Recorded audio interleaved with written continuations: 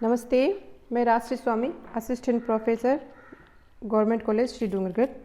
आप सबका कॉलेज के यूट्यूब चैनल पर स्वागत है। कल हमने मैकियावेली के बारे में सामान्य परिचय लिया था और मैकियावेली के अपने युग का शिशु क्यों कहा जाता है इसके बारे में हमने पढ़ा था। आज हम पढ़ते हैं मैकियावेली के मानव संबंधी विचार, यानी कि उन्होंने मानव के संबंध का जो विश्लेषण किया है, मानव के विचारों का, मानव के स्वभाव का, तो उन्होंने किस रूप से मानव के स्वभाव को माना है और उनका यथार्थ रूप में उनका क्या कहना था कि मनुष्य वास्तव में किस तरह की प्रकृति का इंसान होता है और किस तरह से उसका स्वभाव होता है और किस तरह से मनुष्य के विचार होते हैं। तो इसको हम आज विस्तार से समझने की कोशिश करते हैं। मैकियावेली को चूँकि हमने कल पढ़ लिया था कि उन्हें आधुनिक राजनीतिक चिंतक का जनक भी माना जाता है, जिन्होंने जो मध्य युग का जो अंधविश्वासी दर्शन था, धर्म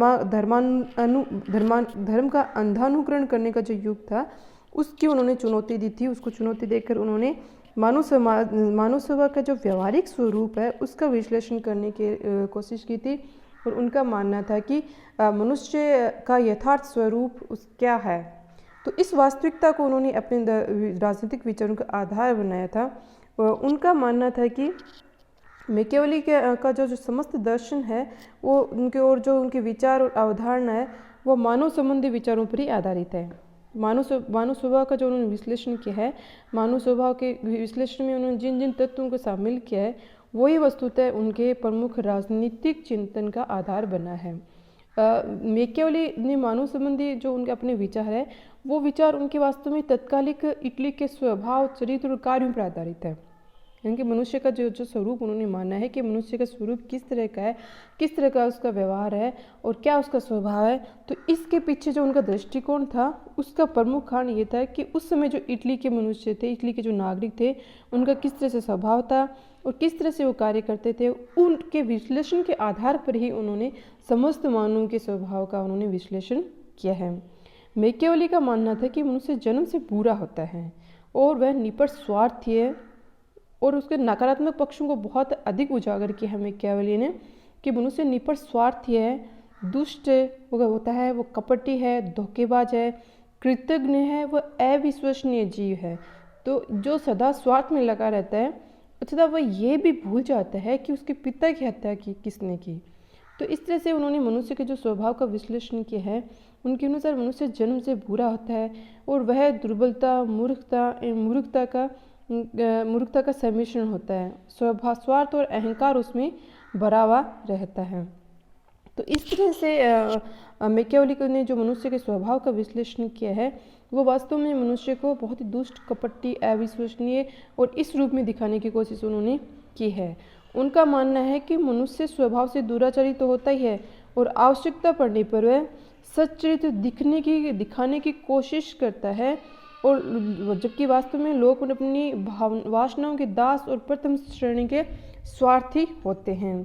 तो इसलिए उनका जो मूल स्वभाव है व्यक्ति का वो उसकी वासनाओं में दबा हुआ रहता है और हर एन केन प्रकार अपनी स्वार्थ की पूर्ति करने की कोशिश करता है और हमेशा वह धन एवं प्रभुत्व के संग्रह करने पर बल देता है। जितना हो सकता है एन केन प्रकार किन्हीं भी साधनों से व्यक्ति को अधिक से अधिक व्यक्ति धन प्राप्त करने की कोशिश करता है और उस धन के माध्यम से वह अपना राजनीतिक और सामाजिक प्रभुत्व स्थापित करने की कोशिश करता है। तो इस तरह से उन्होंने माना कि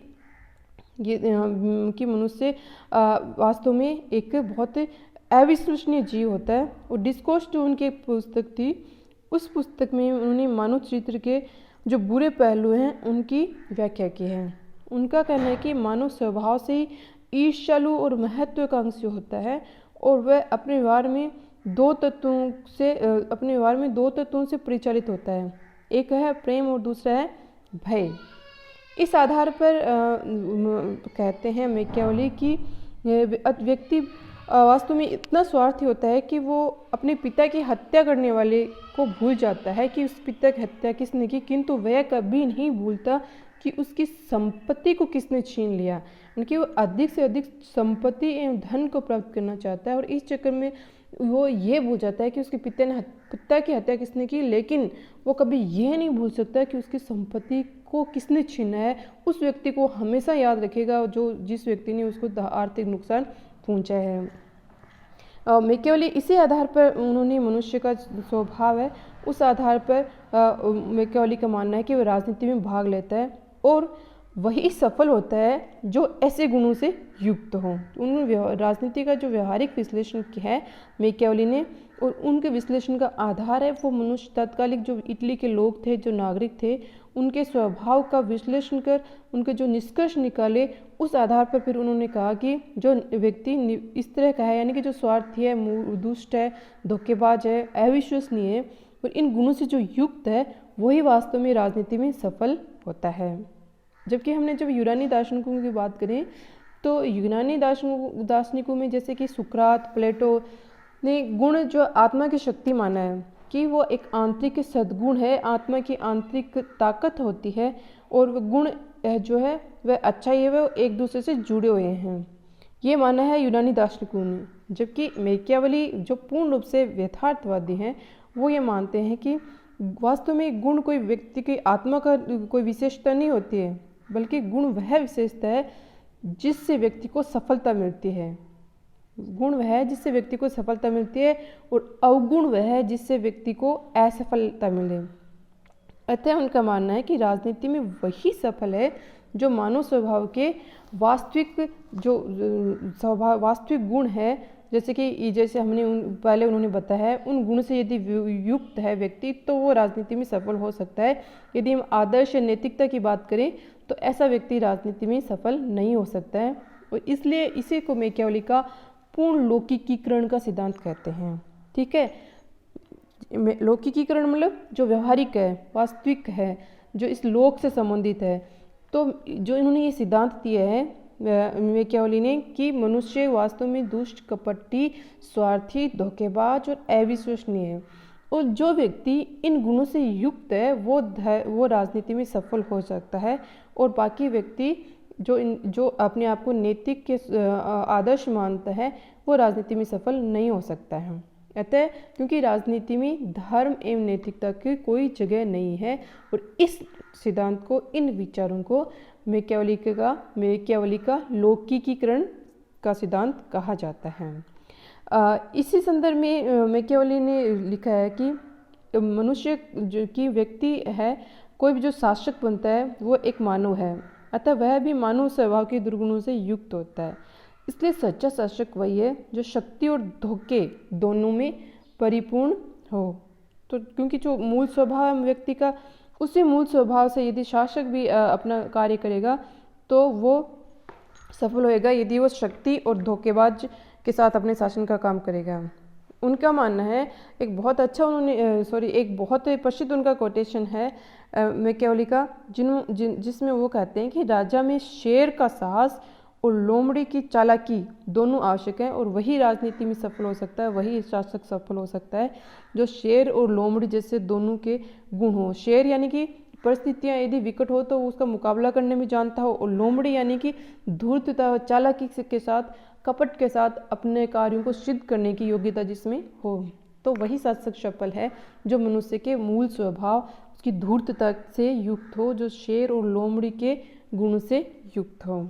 आगे मैकियावेली का हमने माना है कि जो शासक है उसे हमेशा स्वार्थी होना चाहिए, किंतु उसे ये प्रदर्शित नहीं करना चाहिए कि वह निपट स्वार्थी है, और क्योंकि जबकि प्रजा को यह दिखाना चाहिए व्यक्ति को दिखावे का अपनाना चाहिए कि वह निपट निस्वार्थी है, वह अपनी प्रजा का भला चाहता है। लेकिन वास्तव में मूल रूप से वही शासक सफल हो सकता है जो स्वार्थी हो, जबकि दिखावा ऐसा करे जो कि वह निस्वार्थ है। ये उन्होंने राजा का, एक शासक का गुण बताया है मैकियावेली ने। आगे वो कहते हैं कि शासक को प्रजा के जीवन एवं संपत्ति की प्रभावी रूप से रक्षा करनी चाहिए, क्योंकि लोग अपने शासक से यही कामना करते हैं। जैसा कि उन्होंने पहले कहा था कि व्यक्ति संपत्ति को अपने बहुत महत्व रख देता है अपने जीवन में, तो राजा का ये कर्तव्य हो जाता है कि व्यक्ति के जीवन के साथ साथ तो उसकी संपत्ति की भी रक्षा करे, और ऐसा राजा सफल होगा जो व्यक्ति के संपत्ति की सुरक्षा करे। क्योंकि जनता शासक से उम्मीद करती है कि वो जो भी वो संपत्ति उसके पास है, जो उसकी कमाई है, वो किसी के द्वारा हड़पी ना जाए। आगे वो कहते हैं कि चूँकि शासक का स्वभाव ऐसा होना चाहिए कि वह अपनी जनता को ये दिखावा करे कि वह रीति रिवाजों को बहुत महत्व देता है, और शासक को कभी भी जनता के रीति रिवाजों के साथ खिलवाड़ नहीं करना चाहिए, क्योंकि रीति रिवाजों को जनता बहुत महत्व देती है अपने जीवन में।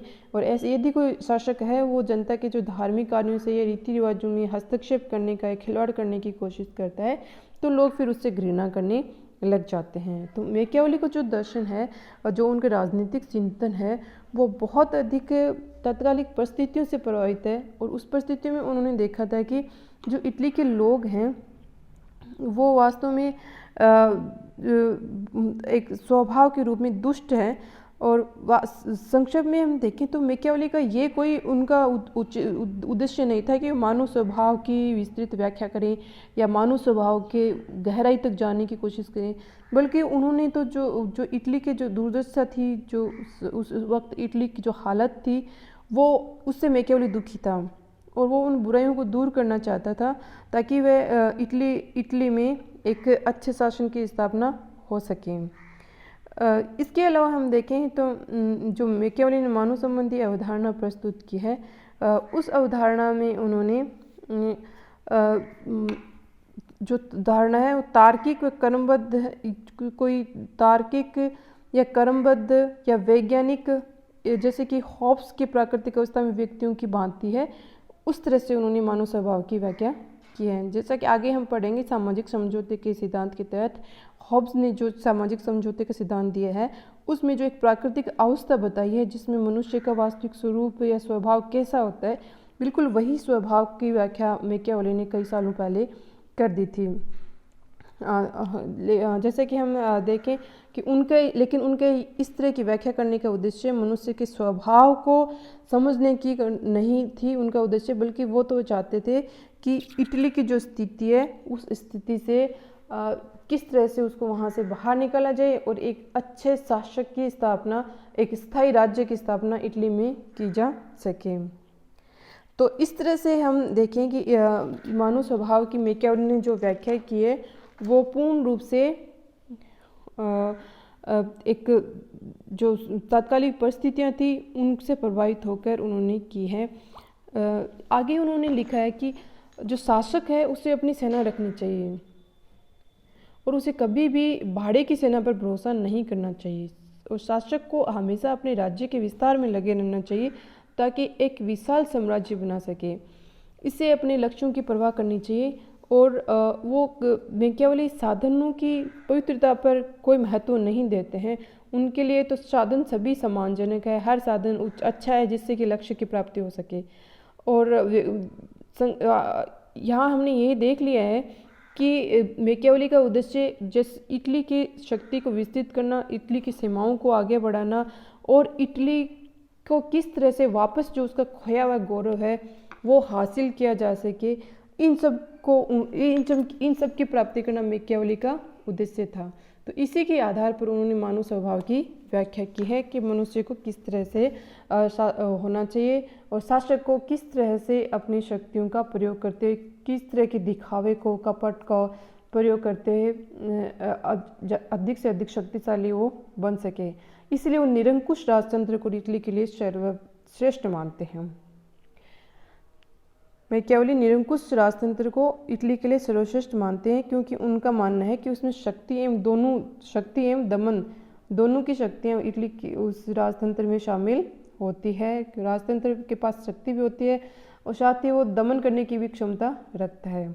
इसलिए वो राजतंत्र को इटली के लिए सर्वश्रेष्ठ शासन व्यवस्था की स्थापना को शासन व्यवस्था के रूप में मानते हैं। इस तरह से इटली के तत्कालिक परिस्थितियों के जो मानव थे, जो शासन की व्यवस्था थी, उनका उन्होंने मानव स्वभाव के रूप में उन्होंने विश्लेषण किया है। तो इनकी आलोचना भी की जाती है, कई जगह हम देखते हैं। सबसे पहली आलोचना तो हमें देखने को मिलती है कि उनके जो विचार हैं, मैकियावेली के विचार, वो बिल्कुल एकांकी विचार हैं। उन्होंने कोई सार्वभौम मनुष्य के स्वभाव की व्याख्या करने की कोशिश उन्होंने नहीं की है। उनके विचार सिर्फ इटली के नागरिकों के स्वभाव पर आधारित हैं, इसलिए वो बहुत ही सीमित एवं संकुचित विचार हैं उनके। उन्होंने अपने विचार का आधार एकमात्र उस समय जो इटली के लोग थे, जो नागरिक थे, जो वास्तव में स्वभाव से दुष्ट या दुष्ट थे, कपटी थे, धोखेबाज थे, जिनका सामना मैकियावेली से हुआ था। और इटली की स्थिति बहुत, उन सब की वजह से इटली की जो दुर्दशा हो गई थी, इटली में एक स्थायी शासन व्यवस्था नहीं थी, आपस में संघर्ष झगड़े जैसी स्थिति बनी रहती थी। तो इन सब को दूर करने के लिए और शासक को वास्तविक रूप से एक शक्तिशाली राजतंत्र के रूप में वो खड़ा करना चाहते थे, जिससे इटली की सीमाओं में विस्तार हो सके और इटली वापस अपने जो उसका विस्तृत साम्राज्य था उसको प्राप्त कर सके। तो इसके लिए उन्होंने शासक को जो आवश्यक गुण थे उनको राजनीति के लिए आवश्यक जो गुण थे उनको समझाने के लिए उन्होंने राजनीति की जो एक कला के रूप में व्याख्या की है। राजनीति में धर्म एवं नैतिकता को कोई स्थान नहीं दिया है। तो उनका आधार सिर्फ इटली के नागरिक थे और उन्हीं नागरिकों का उन्होंने स्वभाव का विश्लेषण किया है। इसलिए इस स्वभाव के विश्लेषण को, मैकियावेली के जो स्वभाव का विश्लेषण है नागरिकों के, उनको हम सार्वभौम नहीं मान सकते। वो बहुत संकीर्ण है, एकांकी है। वो उनका स्थान सिर्फ इटली जैसे छोटे से साम्राज्य तक सीमित था, रोम के साम्राज्य तक सीमित था। इसलिए उनका ये जो सिद्धांत है पूर्ण रूप से व्यवहारिक एवं सार्वभौम सिद्धांत हम नहीं कहते हैं, लेकिन हमें उनके महत्व को स्वीकार करना पड़ेगा कि उन्होंने जिस तरह से राजनीति और धर्म को अलग अलग करने की कोशिश की है और नैतिकता एवं जो उसके व्यक्ति के आंतरिक जो मूल्य हैं उनको अलग अलग करने की कोशिश की है राजनीति से, तो यह उनका बहुत महत्वपूर्ण स्थान है। राष्ट्रीयता, धर्मनिरपेक्षता और मानव के जो स्वभाव की व्याख्या के रूप में मानववाद और लौकिकीकरण के जो व्याख्या उन्होंने की है, जो सिद्धांत उन्होंने दिए हैं, जो मध्य युग के धर्मांध सिद्धांत से बिल्कुल अलग वैज्ञानिक और पर्यवेक्षण पर आधारित उनके सिद्धांत हैं, तो उसके लिए हमेशा ही राजनीति विज्ञान का इतिहास उनका ऋणी रहेगा। धन्यवाद।